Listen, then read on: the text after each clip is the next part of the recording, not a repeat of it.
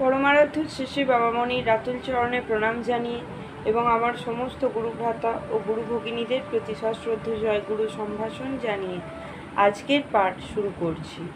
ওম অখণ্ড সংহিতা বা অখণ্ড মণ্ডলেশ্বর শ্রী শ্রী স্বামী স্বরূপানন্দ পরমহংসদেবের উপদেশবাণী ষষ্ঠ খণ্ড, স্বপ্ন, বাস্তব ও কল্পনা। অদ্য শ্রী শ্রী বাবামণি প্রাতে 10টায় ঢাকা আসিয়া পৌঁছিয়াছেন। স্টেশনে একটি যুবক আসিয়া তাহাকে অভ্যর্থনা করিলেন, যিনি গতরাত্রে স্বপ্ন দেখিয়াছেন যে শ্রী শ্রী বাবামণি আসিয়াছেন এবং তাহাকে দীক্ষা দিতেছেন। শ্রী শ্রী বাবামণি হাসিতে হাসিতে বলিলেন, তোর স্বপ্ন সত্যই হবে। আমিও জীবনে অনেক স্বপ্ন দেখেছি, যা সত্য হয়েছে।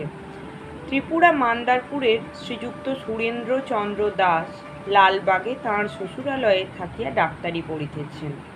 শ্রী শ্রী বাবামণি সেই বাড়িতেই উঠিলেন। শ্রীযুক্ত সুরেন্দ্র জিজ্ঞাসা করিলেন, স্বপ্ন জিনিসটা কি? শ্রী শ্রী বাবামণি বলিলেন, স্বপ্ন আর বাস্তব একই জিনিস। এখন যা বাস্তব, কাল দেখবে তা স্বপ্ন।